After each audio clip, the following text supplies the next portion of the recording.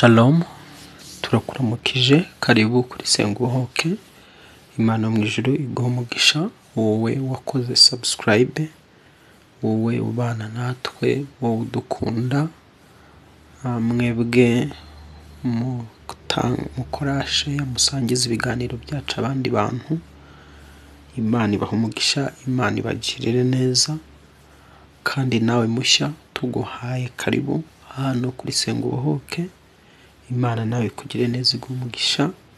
Nyuma yo kumva ijambo ry'Imana ntuze kugenda udakoze subscribe hano kuri Senguhoke, kuko utazicuza. Ntabwo uzigera uhumva amagambo y'amanjwe, uzajya uhumva amagambo y'ubugingo kandi uhumva amagambo y'ubwenge utapfa gusanga ahandi hantu. Kubera ubuntu bw'Imana buturiho, Imana ikugirire neza. Reka dufate umwanya wo gusenga, duhamagara Umwuka Wera azabane natwe, abane nawe kandi abane nanjye, kugira ngo ibyo Umwuka Wera agiye kuduha tubashe kubyakira no kubyumva.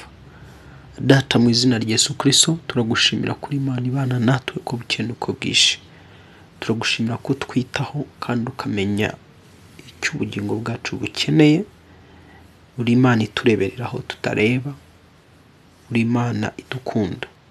Urakoze Uwiteka. Ngaho ohereza Umwuka Wera kubw'urukundo rwawe, afungura amatwi yanjye, akore ku maso yanjye imbere, arebe amatwi imbere yumve icyo Umwuka avugana nanjye. Mu izina rya Yesu Kristo nsengeye abangaba nabo baje kugira iki gicaniro. Uyu muntu wese unyumva, Umwuka Wera kora ku maso ye, Umwuka Wera kora ku mutima we, ubashe kwakira uhinduka umurima mwiza ubibwa mw'imbuto zikera. Kwa jina la Yesu Kristo ukora mu matwi ye, abashe kumva no kwakira ndetse no gusobanukirwa iby'ijambo rigiye guca hano, rimubere inkoni n'akabando azishingikiriza mu buzima bwiwe. Mu izina rya Yesu Kristo wamugapfa kazuka, karibu Umwuka Wera ukora akazi muri njye kandi ukora akazi muri uyu muntu. Mu izina rya Yesu Kristo wapfuye akazuka dusabye twizeye, amen, amen, amen.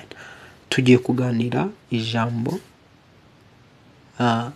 rivuga ku gutegura imitego watezwe mu buzima bwawe. Ku gutegura imitego watezwe mu buzima bwawe. Ese wari uzi ko muri ubu buzima hano mu isi nta kintu gishobora kukubaho cy'impanuka? Wari uzi ko muri ubu buzima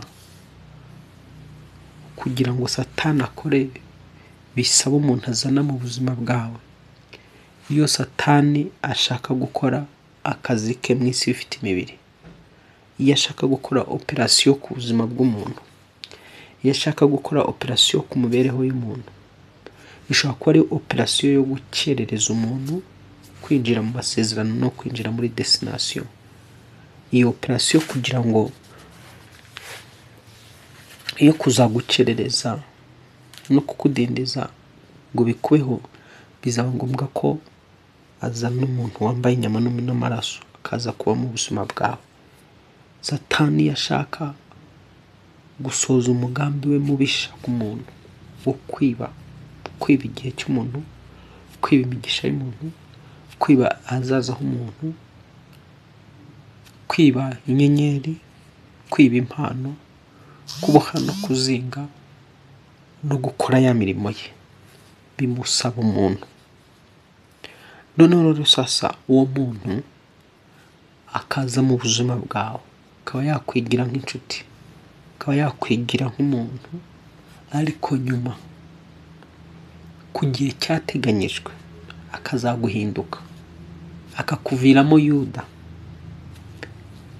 Uwo muntu akaba yaravukiye kuba imitego y'abandi, akaba yaravukiye kuzaba ikigusha cy'abandi, akaba yaravukiye kuzasenya abandi bantu.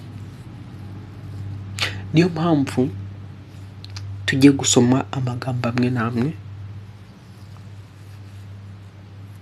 Yesu avuga ku bantu nk'abo. Yaravuze ngo ibyari kuba biza uwo mugambaniye nuko atagombaga kuvuka, nuko atagombaga kubaho. Mu buzima hari abantu baba mu isi baratoranyirijwe kuba abana b'umwijima, cyangwa baratoranyirijwe kuzaba ikigusha cy'abandi, ariko ari ubwami bw'umwijima bwabatoranyije, bwamara kubatoranya bukabategurira kuzakora icyo. Ndagusengera kugira ngo utazaba muri abo bantu mu izina rya Yesu Kristo, kandi ndagusengera kugira ngo buri muntu wese mu buzima bwawe uteye gutyo, Data twese amwimire amukure mu buzima bwawe. Ubwo rero tugiye kureba ibyo ngibyo, uko mu buzima bwawe hashobora kuza umuntu ariko ari umuntu ugomba kuba umutego ubuzima bwawe, akazaba icyambu, cyangwa se mu yandi magambo akazajya bikiraro gishobora kunyuzwaho ibiva mu mwuka mu gice cy'ikuzimu cyangwa mu gice cya Satani, bimunyuraho kugira ngo umanuke, kugira ngo usenyuke. Iyi si twayibonyemo byinshi, Imana imaze kwitwigishirizamo byinshi. Uwiteka aguhe kumenya, Uwiteka aguhe guhumuka. Reka dusome amagambo amwe namwe rero turebe mu byanditswe byera uko umuntu ashobora kuba mu buzima bwawe akazana umutego watezwe n'ubwami bw'umwijima. Ubwami bw'umwijima bukaba buzi ngo buzamugufatiraho, buzamucaho, busohoze intego zabwo. Ndagusengera kugira ngo ikiganza cy'Imana kikuyereke mu izina rya Yesu, uwo muntu ave mu buzima bwawe. Reka dusome ijambo ry'Imana. Iyo dusomye Bibiliya, ijambo umutego riboneka muri Bibiliya inshuro 25. Bibiliya ijambo umutego riboneka muri Bibiliya inshuro 25. Urumva rero icyo kintu ni ikintu cyo kwitaho tukakiga. Noneho ijambo imitego mu bwinshi rikaboneka inshuro 5. Ubwo ryose hamwe imitego umutego biboneka muri Bibiliya inshuro zigera muri 30. Noneho rero kugira ngo Satani akore rero bimusaba imitego runaka atega mu buzima bwawe. Iyo mitego atega mu buzima bwawe iba ari myinshi kandi itandukanye. Hari umutego ushobora kuba umwe, ariko umuntu ashobora gutegwa imitego myinshi. Urugero rwa hafi rw'uko umuntu ashobora gutegwa imitego myinshi, kandi iyo mitego intego yayo umwanzi aba agambiriye kugira ngo uwo muntu azayimufatiremo, amubohe murimbure, azayimufatiremo amunanize ku buzima bwe no ku mibereho ye. Reka dusome ijambo ribivugaho.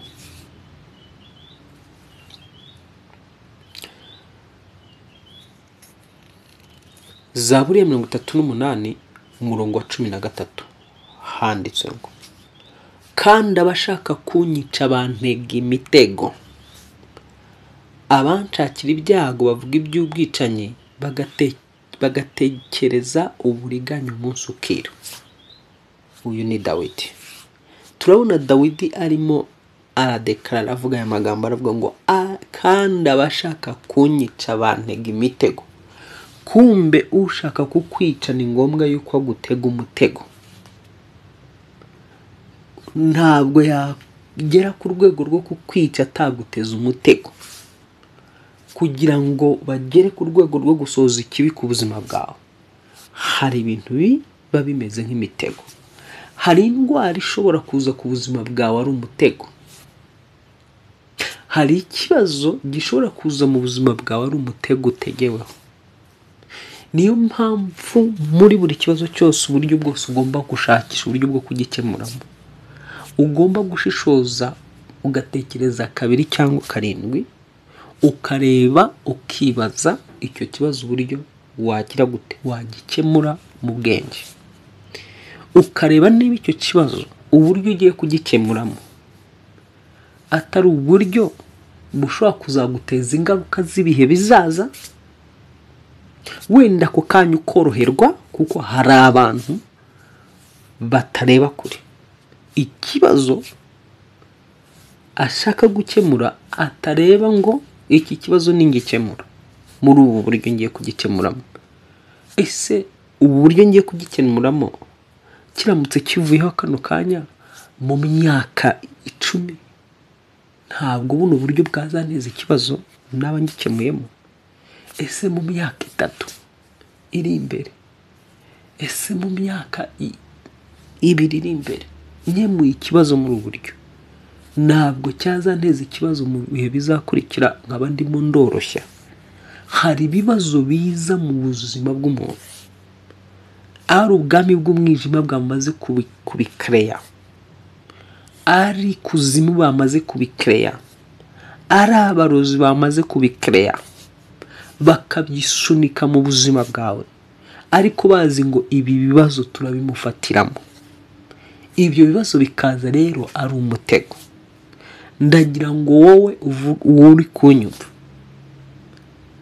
usubiza amaso inyuma urebe bimwe mu bibazo wagiye uhubukira kubikemura utabanje gutekereza cyane no kwibaza umusaruro wabona muri ubwo buryo ugiye kubikemuramo, yaba ari umusaruro wako kanya cyangwa igihe kizaza. Uzasanga bimwe mu bibazo wakemuye mu buryo utabanje gutekereza byarakuzaniye ingaruka kano kanya urimo urazicamo. Hari abantu bari guca mu ngaruka z'ubuzima baciyemo, bajya mu bapfumu kwivuza, babaca indasago barababoha, bazi ngo bari kwivuza, kumbe ubwo burwayi bwari bwaje ari umutego ku buzima bwawe kugira ngo bukwerekeze bukuganishe mu masezerano n'ikuzimu. Hari abandi kano kanya bafashe imibiri yabo bayishora mu busambanyi butandukanye, bifuza amafaranga yo kurya iryo joro, bifuza amafaranga yo gukemura akabazo babaga bagifite ako kanya. Aka kanya ubwo busambanyi bwabateje ingaruka, bagendana uburwayi budakira. Abandi bakagendana imbaraga z'umuvumo n'imbaraga z'imyako n'imikoshi n'ibindi byose bavanye mu maguru y'abagore cyangwa y'abakobwa, cyangwa se bavanye mu maguru y'umugabo n'umusore n'abasore bagiye bahura nabo. Ni ukuvuga ngo rero ariko icyo kibazo cyagushuye muri byo ukabona nushishoza neza cyari cyaje cyateguwe nk'umutego ku buzima bwawe. Ndagusengera kano kanya kugira ngo mu mbaraga y'amaraso Yesu Kristo iyi mitego yose ikuri imbere utanabona, Imana igukore ku maso uyibone mu izina rya Yesu Kristo. Umuntu uganira nawe ugaseka nawe, Imana igukore ku maso umubone mu izina rya Yesu Kristo. Imana igukore ku maso ku bibazo bikuri imbere, uhishurirwe icyo bigamije n'inkomoko yacyo naho bituruka. Noneho biraguhesha uburyo bwo kubikemura neza butaguteze ikibazo. Uzi ko ushobora gukemura ikibazo, uzi ngo uragikemuye aho ugasanga cya kibazo ukemuye wowe utumye cyaguka kizabyara ibibazo bindi nk'icumi kandi cyari kimwe. Ikibazo gishobora kuza mu buzima bwawe ari umutego, wagifatirwa mu buzima bwawe bwose utabaye maso, kuko ibibazo biba umutego. Noneho tubonye ijambo rivuga ngo abashaka kunyica bantega imitego. Imana itegura imitego y'abashaka kwica mu izina rya Yesu Kristo isumba amazina yose. Noneho umva Yeremiya 5:26 ukuntu nabivuga ngo kuko abantu banjye babonetsemo abantu babi bica, baca ibico nk'abategesha inyoni imitego, baratega bagafata abantu. Iryo jambo raryumvise? Iryo jambo riravuze ngo kuko abantu banjye babonetsemo abantu babi baca ibico nk'abategekesha inyoni imitego, baratega bagafata abantu. Kumbe hari abantu bashobora kuba mu buzima bwawe, ariko abo bantu ari abantu babi batumwe mu buzima bwawe, ari abantu babi batakwifuriza ibyiza, bakubwira ibyiza mu kanwa nyamara mu mutima nta mahoro, bagusekera mu buryo bw'akanwa nyamara mu mutima hari ibindi,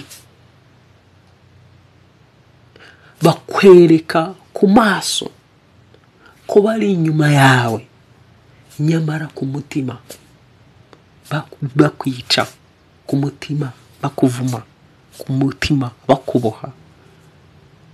Urirundanyiriza abantu wowe ukibwira ngo kwigwiza abantu niwo mugisha se? Yego, byaba umugisha igihe uri kumwe n'abantu bazima mu buryo bw'umwuka. Yego, byaba byiza uri kumwe n'abantu bazi Imana, buzuye umwuka wera, bakavuka ubwa kabiri, bakaba ari abana b'Imana umuvukana mu ijuru. Ariko wowe wigwizaho abantu b'abapagani batazi Imana, batavutse ubwa kabiri, abo ubwabo ibyo bakora byakubera nanone umutego. Nkubwire ngo uwo mugenda n'ibyo akora, kumwigana cyane ukaba nawe wabikora byakubera umutego. Umva hano icyo Imana ivuga. Tuvuye aho ngaho tugarutse ku mutego, twavugaga ku mitego, umutego. Ubwo tugiye kureba, ubwo tumaze kubona ko hari abantu babi bashobora kuba mu buzima bwawe, ariko ngo baguteza igico ndetse bakubikiriye, ndetse barateze imitego igomba kugufata, nk'uko ngo umuntu batega imitego inyoni ikaza ikagwa mu mutego, ngo niko abo bantu nabo batega imitego kandi bagafata. Ndagusengera ngo imitego watezwe n'abo wigwijeho, n'abo wizengurukije uzi ko ari bazima, n'ikivunge cy'abantu kikugose. Ese wibwira ko Imana ikirisha ubwinshi bw'abantu? Umunsi umwe umugabo witwa Gideon yashatse gutabara mu ntambara. Ubundi mu ntambara umubare w'abantu urakonta, ariko iyo tugiye mu mwuka tubona udakonta ntacyo umara. Imana irebye ibihumbi n'ibihumbagiza yari amaze kwegeranya ngo atabara ajye kurwana n'Abamidiyani. Imana yavuga ati Gideon wakabije, abo bantu ni benshi sinakwemera kugendana nabo. Yarahagurukanye ibihumbi birenga 30 gutyo byagombaga gutabarana nabo. Uribwira ko abo wibwira yuko mugendana mu bana ngo mutabara, uribwira ko nta musaruro. N'Abanyarwanda baca umugani baravuga ngo uburo bwinshi ntibubyara umusururu. Abo bantu wigwizaho ngo baraguhanurira, ugasanga uracanuka gihanurirwa ukajya hariyo uzerera hirya no hino, uzagera aho ugwa mu maboko y'abakozi ba Satani bambaye uruhu rw'intama. Uzagera aho uzisanga uguye mu maboko ya babandi Yesu yavuze ngo mumenye muri mwe ko hari abahanuzi b'ibinyoma bazaza hagati muri mwe bambaye uruhu rw'intama, mbere biteguye kukurya. Iyi sega ribonye intama rirayirya. Sega niri kubona ryambaye uruhu rw'intama ryaguteze, ukarigeraho rizakurya kuko uri intama. none nugiye ibyago rero ugahura n'isega ryigize intama, icyo rigomba gukora rizakwereka ubusega bwaryo. Ndagusengera kugira ngo amasega akuri imbere Uwiteka yirukane mu izina rya Yesu Kristo. Amasega akuri imbere, amasega ndi imbere, nge nawe Uwiteka yirukane mu izina rya Yesu Kristo. Nge nawe Uwiteka yirukane mu izina rya Yesu Kristo. Ayo masega yambaye uruhu rw'intama aza hondi, aza huri, kandi yaguhisha ubusega bwaryo, ahubwo rigira ngo ribone ukuntu riza kugufata ngo rikuhwanyaguze rikurye. Iryo sega marayika rica umutwe mu izina rya Yesu Kristo. Iryo sega marayika rivaneho mu izina rya Yesu Kristo. Tuvuye aho ngaho, noneho rero mumva aya magambo. Abagaragu ba Farawo, turi mu Kuva igice cya 7. Abagaragu ba Farawo baramubaza bati, uriya mugabo azageza he kutubera umutego? Reka aba bantu bagende bakorera Uwiteka Imana yabo. Turamenya yuko Egiputa hapfuye. Aba ni abagabo bagiraga inama umwami Farawo. Farawo ntiyabonaga ko ibibazo biri kugwira igihugu, ntiyabonaga amakuba ari kugwira igihugu. Kubera iki? Hari abantu bari mu gihugu cye yari yanze kurekura. Bimuzanira kaga, bimuzanira amakuba. Ariko bamwe mu barebaga kure baragenda baramubwira bati, yewe Farawo we, ntabwo uri kubona ko aba bantu batubera umutego? Reka aba bantu bagende tudakomeza. Ntubona ko igihugu kiri gupfa? Ntubona ko igihugu kiri kwangirika? Rekura aba bantu bagende. Zopete sekiriya holiya. Shuti mukundwa muri Kristo Yesu, niba hari icyo umwuka waravuganye nawe, hita ugikora. Aha, reka dukomeze. Hari abantu ugomba kuvana mu buzima bwawe. Hari abantu ugomba kwigizayo ugasaba umuntu. Ntago Imana ikenera abantu benshi kugira ngo ikore mu buzima bwawe. Imana ikenera umuntu.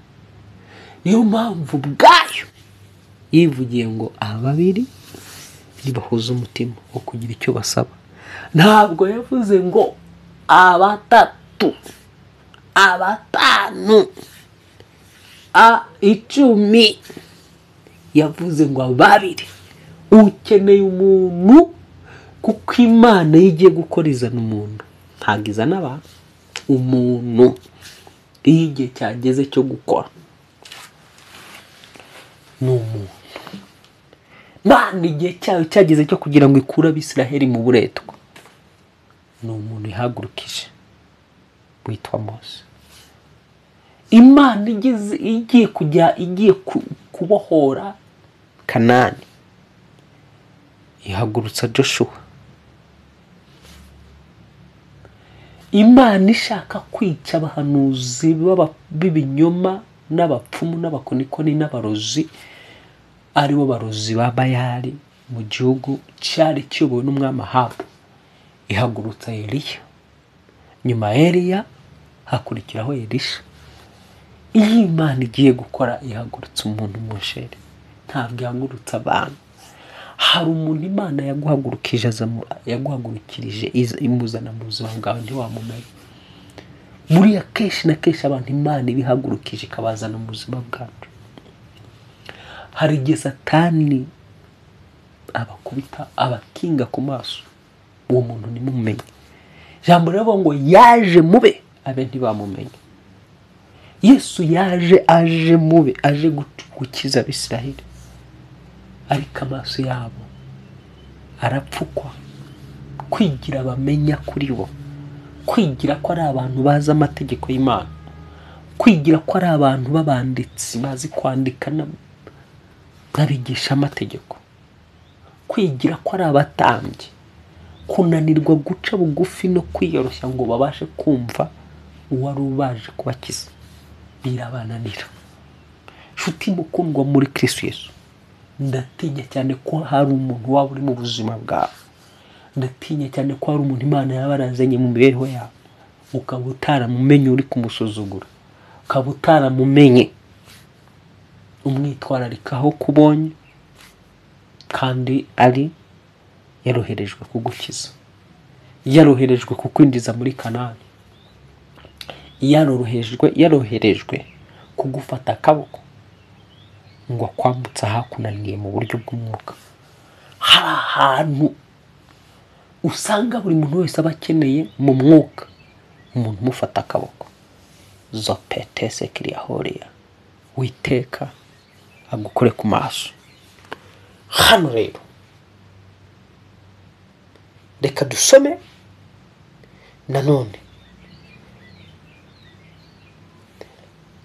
Gutegeka kwa kabiri, cyangwa se duhere kuva mu gice cya 23 n'umurongo wa 33. Handitswe ngo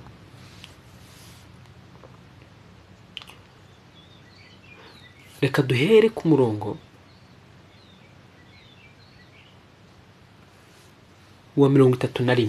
Handitswe ngo nzagushyiriraho urugabano ruhere ku nyanja itukura rugere ku nyanja y'Abafilisitiya, kandi ruhere ku butayu rugere ku ruzi Ufurati, kuko nzabagabiza abatuye muri icyo gihugu, mukabanesha mukabirukana imbere yanyu. Ntuzagire isezerano usezerana nabo cyangwa n'imana zabo. Nshuti mukundwa muri Kristo Yesu, abo bantu wizengurutsaho, hari abo ushobora kugirana nabo amasezerano nabo utabizi, ukabugiranye isezerano nabo n'imana zabo. Ntago umva umuntu hano mu isi, hari abana b'Imana, hari n'abana b'umwijima. Igihe uzagirana isezerano n'abana b'umwijima, kazaba kakubayeho. Noneho sasa muri iki gihe cya none ntabwo abantu bajya basobanukirwa uburyo umuntu ashobora kugirana isezerano n'umwana w'umwijima, gusangira n'umwana wa Satani, mugirana isezerano rishingiye ku biryo, kuryamana n'umwana wa Satani, umuhungu wa Satani, umusore wa Satani, umugabo wa Satani, umukobwa wa Satani, inkumi ya Satani, mubugiranye isezerano niyo nkumi ya Satani mu buryo bw'umwuka. Ibyo rero bikubera umutego. Umva ukuntu rero Imana yabwiye aba bantu ngo ntuzagire isezerano usezerana nabo cyangwa n'imana zabo, ntibazagumye kuba mu gihugu cyawe kugira ngo batakuncumuzaho. Hari abantu bagutuma ucumura ku Mana, hari abantu batuma wihakana Imana, hari abantu batuma ubiyimbamo agasuzuguro, ubwibone, kwishyira hejuru, kwikakaza, kwigira ikigenge. Rya jambo rivuga ngo umenye yuko mu minsi y'imperuka hazabaho ibihe birushya, ubwo abantu bazaba bikunda, ubwo abantu bazaba birarira, batukana, indashima, ngo batumvira ababo. Umva nshuti mukundwa muri Kristo Yesu, ijambo rikavuga ngo batumvira ababo. Hari abantu bababwira ntibabumvire, kandi abo bantu bari babatumweho ari ababo, bari babatumweho ngo batumvira ababo, ngo ibyigenge n'ibindi. None hari abantu bakwanduza iyo mico yo kwigira ikigenge, imico n'ingeso zo kutoroha umutima, zo kutemera umwuka wera ngo akuyobore. Ariko wari uzi ko umwuka wera ashobora kukuyobora aciye mu muntu? Imana kuva kera yifuje kuba umwami w'Abisirayeli, ariko biciye mu muntu. Umunsi umwe Imana ibwira, hari igihe cyabayeho Isiraheli iyoborwa n'abatambyi n'abacamanza n'umuhanuzi. Noneho Samweli yakoze ahantu mu byiciro, yakoraga akazi ka gihanuzi, mu rundi rwego akaba yaba umucamanza, akabikorera icyarimwe. Mu rundi rwego akaba yarakoraga n'akazi n'ubutambyi byose, mu bundi rwego akaba n'umuyobozi.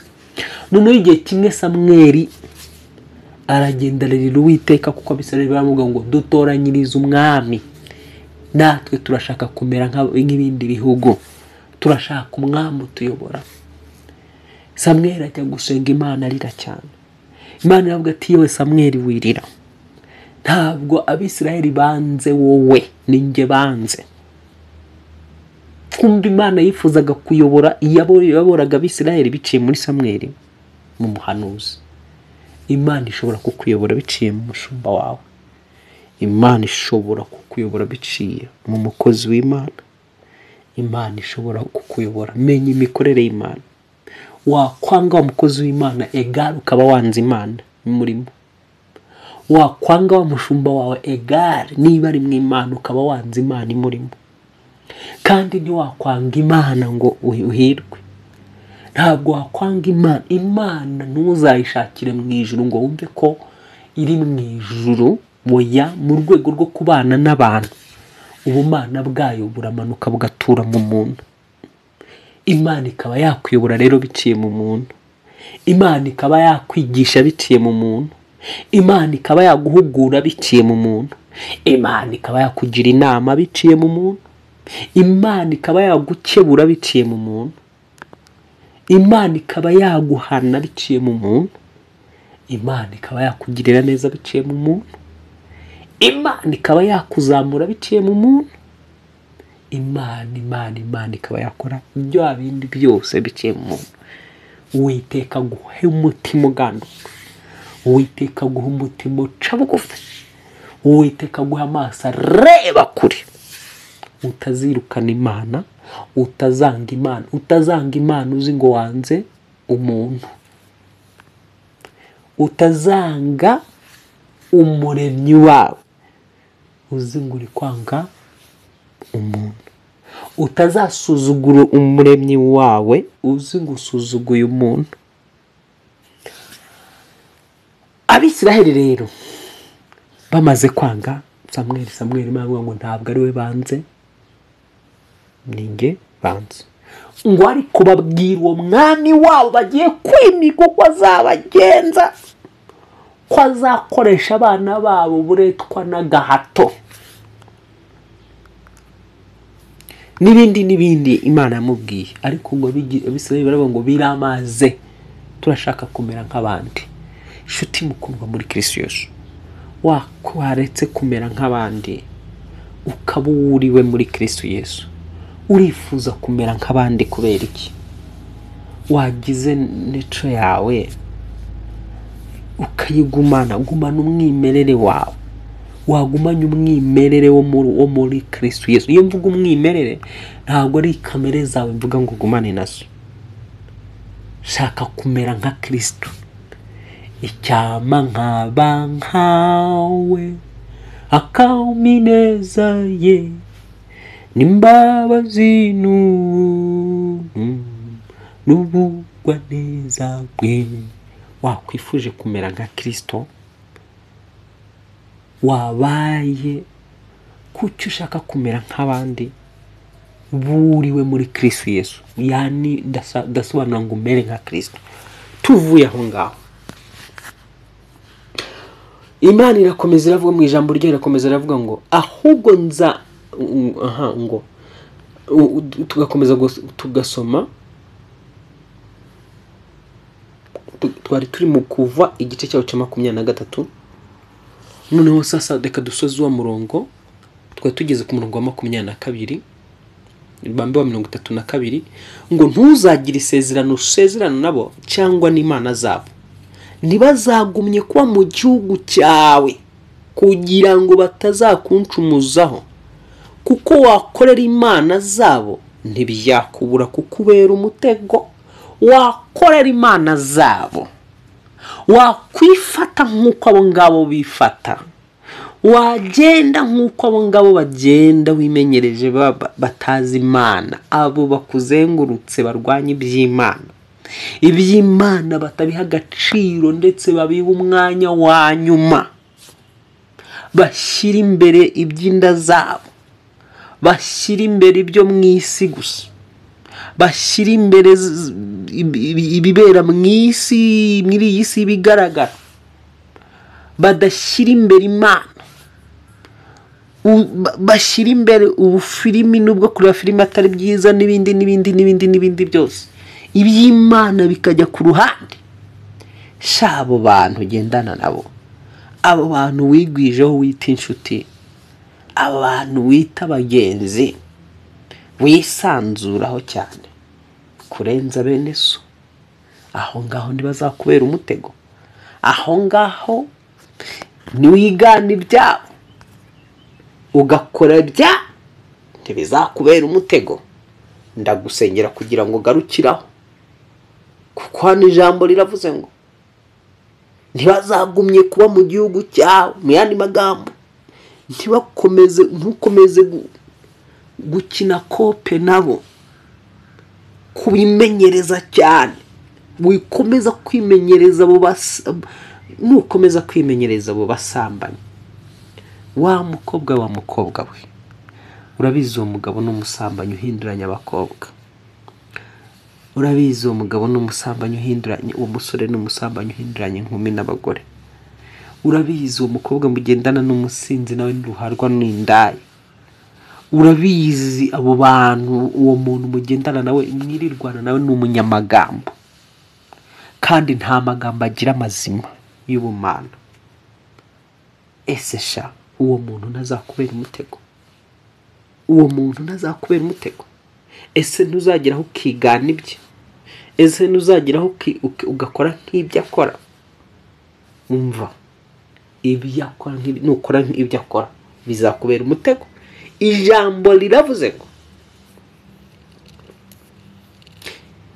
ntibazagumye kuba mu gihugu cyawe. Mu yandi magambo, ntuzakomeze kubimenyereza no kubana nabo cyane, kugira ngo batazatuma ucumura ku mana.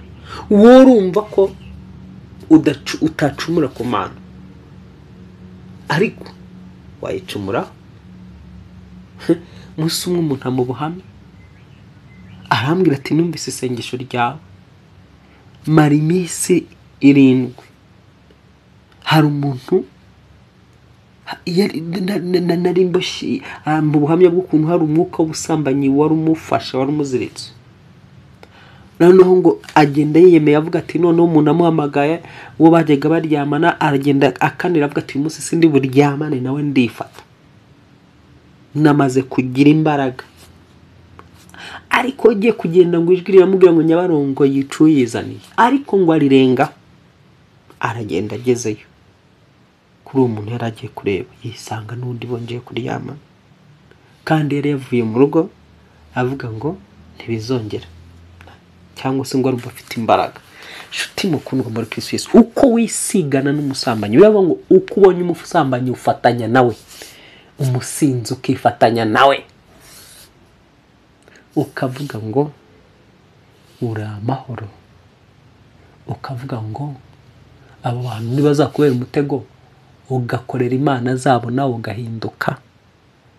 Abo bantu ntibazakubera umutego, ukisanga waryamanye nabo, wasambanye nabo, uri kwitwara nk'uko bitwara. Abo bantu bazakubera umutego, ugasanga nawe utangiye kwanga iby'Imana, umaze gukayuka no kuma, nta n'isengesho ukigira muri wowe, warabaye igikatsi nk'abandi. Abantu harya nibatangira kukuvuga ko ukora nk'ibyabo, uzarakara. Garukira abo bantu batakubera umutego. Imana amahoro igumugisha. Ndumvira ijambo rinini cyane, tuzarikomeza. Iri jambo ni rinini, tuzarikomeza. Reka ngarukira ahangaha, dore tugeze ku munota wa 40 w'iri jambo. Ndagusengera muri Kristo Yesu kugira ngo buri wese wari uri mu buzima bwari umutego, umwuka wera n'imbaraga z'Imana na marayika w'Uwiteka birukana umuntu mu izina rya Yesu Kristo isumba amazina yose. Nsoreje hano, genda ku isengesho ribohora official, dusengane nawe, dukore isengesho ritegura imitego yose iri mu buzima bwacu. Urarisanga ku isengesho ribohora official. Genda kuri YouTube channel wandike ngo isengesho ribohora official. Iyo ni YouTube ducishaho, ni channel ducishaho amasengesho. Twararebye dusanga iyo twigishije ijambo hano tukarisengeraho, isengesho riba rigufi, riba rigomba kuba tugomba gutandukanya umwanya w'ijambo n'umwanya wo gusenga. Uhita ujya rero ku isengesho ribohora official ushoje kino kiganiro, hanyuma ukurikirana isengesho nawe upfuka musenge, Imana ikura imitego ku buzima bwawe muri iryo sengesho turimo turasenga.